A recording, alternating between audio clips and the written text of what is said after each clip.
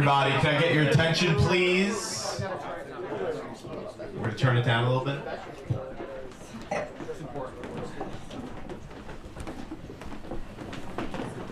Good to go? Thank you, everybody, for coming out and supporting the real minority leader, David Michael Carr.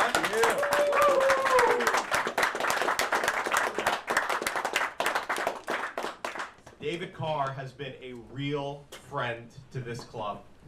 You know, we've got so much going on in this city, and when I look for a leader in the city council who can get the job done, the first name that comes to my mind is David Michael Carr. Yeah.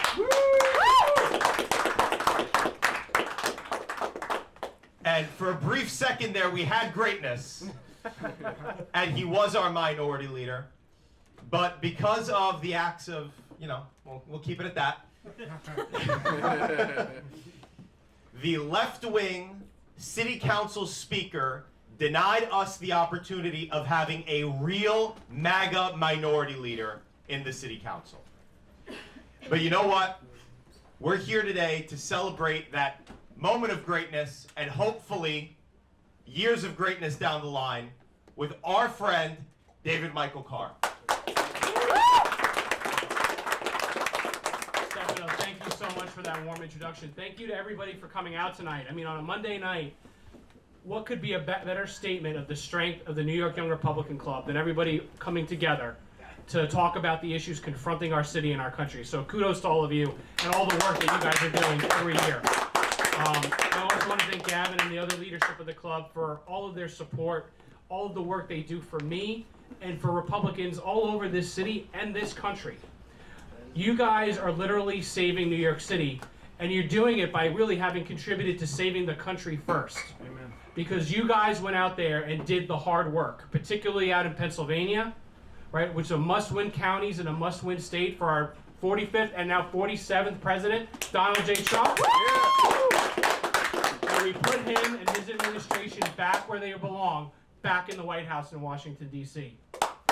And because of the work that he has begun anew, starting on January 20th, there is a future again for New York City. And that began with the deportation, mass deportations of criminal aliens in New York and in other cities across our country. Because we all know that the greatest failure, and there were many failures, so it's hard to pick, but the greatest failure of the Biden administration was the failure to secure the border. And it's even wrong for me to call it a failure, because failure means that you tried and then you didn't succeed. They knowingly, intentionally allowed our border to be exposed. Tens of thousands, hundreds of thousands of people crossed that border illegally, made bogus claims for asylum in order to get the cover, the veneer of legality around them, and then we had to fight about what's a migrant, what isn't, are they illegals? It doesn't matter what you call them. They were here inappropriately. They were here taking advantage of our generous legal system. And not all of them are bad people, but some of the worst came across our border because there was no vetting process, there was no security, and far too many of them ended up in this city. And the worst comes to worst, insult to injury, they've been sheltered here at our expense. They've been shielded from federal immigration law enforcement by sanctuary city status. That's not the way it's supposed to be. We are a constitutional republic. And that means we control our borders, and our borders are controlled by the federal government, not by the 50 states or the hundreds of cities that make up this country. And Donald Trump is restoring our country to the greatness that it deserves to be. And it's thanks to the efforts of so many here and so many who are not. And we're going to continue to fight the good fight, because the resistance seems to have crumbled, but we know that's only temporary. We know that they're just waiting and biding their time to try to impeach the president again, right? We saw that already being floated out there, trying to obstruct his agenda, trying to deny the calling of an election for a seat that's been vacant, thanks to the confirmation of Elise Stefanik as our new ambassador to the UN. We need to fill that seat. It needs to be filled now, because we have an agenda down in DC that the American public voted for in November. And we're going to do our damnedest to see it done. And we here in the New York City Council, we Republicans, are going to have his back while he's doing it. And you know, I have a friend back in Staten Island, you know, who always tells me to beware of what he calls the uniparty, right? This idea of, well, yes, we're two parties, but, you know, there's this, not really this daylight between us. I think, you know, President talked about draining the swamp many years ago. And we need to make sure that we stay true to who we are, that we stay true to the values and principles that made this country the greatest in the world. And if we do that, if we have the president's back, if we support him as an agenda down in DC and across the country, we know that that shining city on a hill that Ronald Reagan once called us many years ago can become true once again. And that's what we're going to do here in New York. And it's going to start this year again by trying to take back City Hall and winning as many city council seats as we can in the Republican column. Yep. And you can be a part of that. You guys can run for office. A lot of people think, oh, YRs, you're just in the background, right? You guys staff the campaigns. You're not the leaders of the campaigns. Wrong. You're not just the future, you're the present. You can be running for office now. You can be leading campaigns and finding the right people to run if that's not your passion. Just be involved, because there are seats in this city that are held by Republican incumbents today that not even 10 years ago were dreams. If anybody thought that Ina Vernikoff would have been the first to flip that seat red, they wouldn't have known. Vicky Palladino's seat in Northeast Queens, it flipped red, it flipped blue, it flipped. We can win these seats, but it starts by fighting for them. And this is the year to do it. So I say to all of you, the gauntlet is laid. It's not just by me, but I think it's being laid by the president. Let's take every city council seat that we can win, and even the ones where it seems hopeless, let's bring the fight to the left and tell them they have to earn every vote. So I can't thank this club enough for all it's done for me. You guys came out and campaigned and helped to get me elected in 2021. You guys have been front and center, shoulder to shoulder with me in this latest minority leader contest. I'm proud to be a member of this club, and I always will until the age limits kick me out. But even then, I'm going to be here with you and the future leaders of this club. So I thank you from the bottom of my heart, and let's go out and win this thing this November. All right? Yeah. So, I don't know if it's good for me to take questions. Yeah, take some questions. Anybody have any questions? Any comments? Yeah, Yes. just for those of us who aren't up to speed, just fill us in with like what's happening specifically in November. Sure. Yeah. So it's the New York City elections, right? The New York City elects the mayor, the public advocate, the comptroller, the 5 borough presidents, and all 51 city council seats. It's always the year after the presidential election. So we have the momentum. And the Democratic Party in this city thinks that, oh, a Donald Trump presidency can only mean good things for them, but they better think again. And so we have opportunities this year to capitalize on the president's agenda. People like to think that, oh, the Latino community is pro-immigrant and therefore doesn't like what the president stands for. No, they're for legal immigration. They're for law-abiding people. They couldn't be happier about the deportations that are taking place. It was reported in the New York Times of all places. So we have an opportunity to say we're here to put forward a common sense agenda that's going to make our city safe again, make our city great again. And so council, borough president, the mayor's race, the other citywide offices, I think there's at least 2 district attorneys' races, including here in Manhattan. We have an opportunity to throw out Alvin Bragg, the worst district attorney in the history of this country. Not even the worst in the city, the history of this country. And we have an opportunity to make some change. So whether you're a candidate or you're getting behind a candidate, we have an opportunity to make a difference. Another question? Yes. What is the current makeup of the city council? Great question. So we have 51 seats. We've had, as of the last election, 6 Republicans. We currently have 1 vacancy because former Minority Leader Borelli left. And there'll be a special election in April. It's the most Republican seat in the city, so I'm very confident that it'll return to the R column. But there's several potential pickups around the 5 boroughs where we could pick up even more seats than we have. So how many seats do you think are achievable for her? So if I was going to be conservative, I would say we could end up as large as 10 or 11 this cycle. The other ones are going to require effort and I think time. right? Because there are communities that traditionally have not looked at the Republican Party as an alternative that are now doing so. But Rome wasn't built in a day, right? You got to run candidates, you got to build networks within these districts, and that's going to take time. And it starts by running a candidate now, because the candidate that runs there today and maybe doesn't make it through to the finish line in November is somebody who could build a network of committee members, district leaders, to strengthen and build the party for the future. So the sky's really the limit, but right now I think there's potentially 4 pickup opportunities that are likely this cycle. Yes.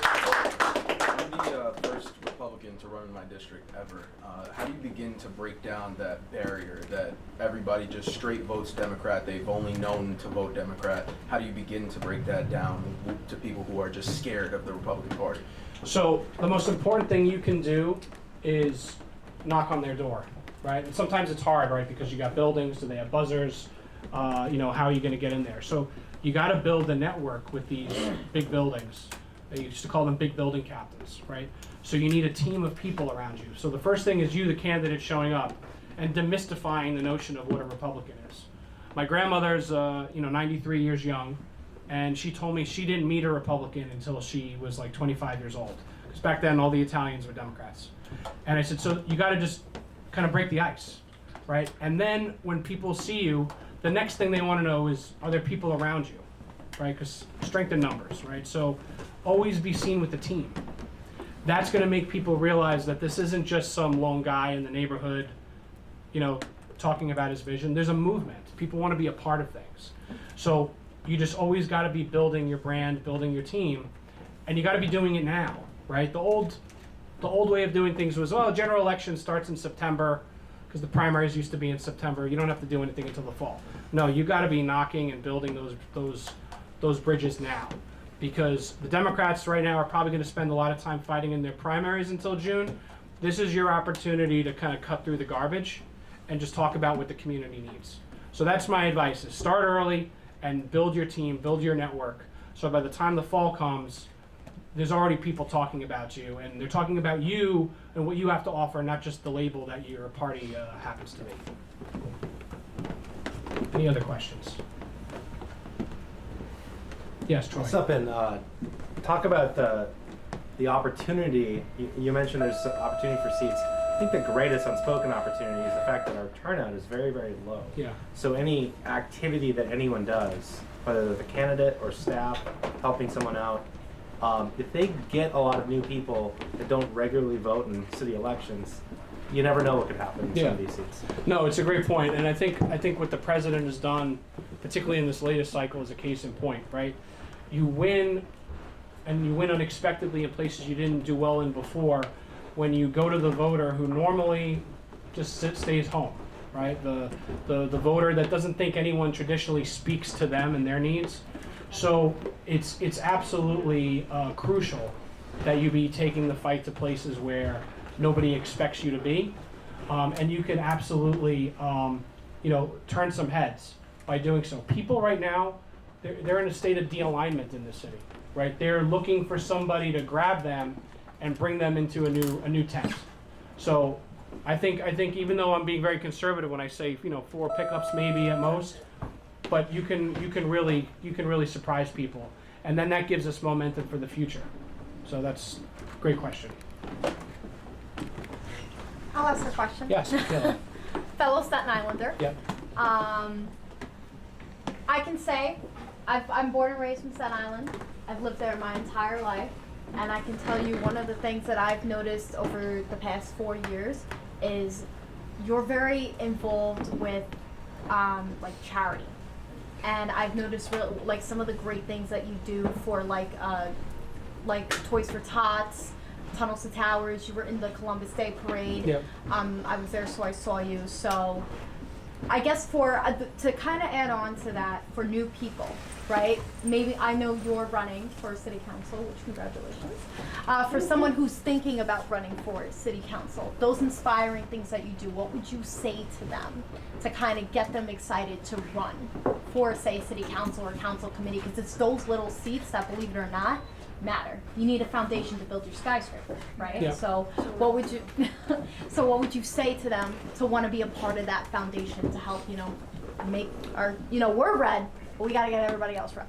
Yeah, so it's a great question. The not-for-profit space, particularly in New York City, is very powerful. These are people that are doing the kind of things that I'm suggesting, but they're literally in these neighborhoods building these bridges all the time. They have deep roots in the communities. And for whatever reason, those not-for-profit institutions tend to be controlled or run by people who have a different political persuasion than all of us. And that makes it really hard for us to kind of break through, because you talk about breaking the ice with voters. People like that who will have your back can really validate you in a way that even an elected official endorsement isn't as valuable. So it's a great question because, and it's, I guess I would say is those who are not looking to run this year, get into the not-for-profit space. Those folks, want help, right? Get on their board, volunteer. I had a former elected official advise me when I was in college, pick 3 things. Can't really do more than that, but pick 3 things to get involved in the neighborhood, in the community, so that you have a base of support that isn't just the party, family, and friends, right? Because then you develop a reputation, then you get to take advantage of those established networks that are gonna now put you out there, not when you're a candidate, because that would get them in trouble, but before you're running, you're gonna be out and about doing partnerships with all of their stuff. So you're gonna be involved with everything, and then you get to co-opt that network, even if the not-for-profit leadership isn't too happy about it after the fact. So you find things that are important to you and the neighborhoods you're looking to serve or looking to elect a person who thinks like you, and build those rapports, because that's gonna build a lasting rapport between you and the community that you're looking to court and the voters that you're looking to get support from. Great question. Any other questions? No? All right, well, listen, I want to thank you all so much for coming out again on a Monday night. It's great to make connections with all of you, and just keep going strong because you are doing phenomenal work. Thank you so much.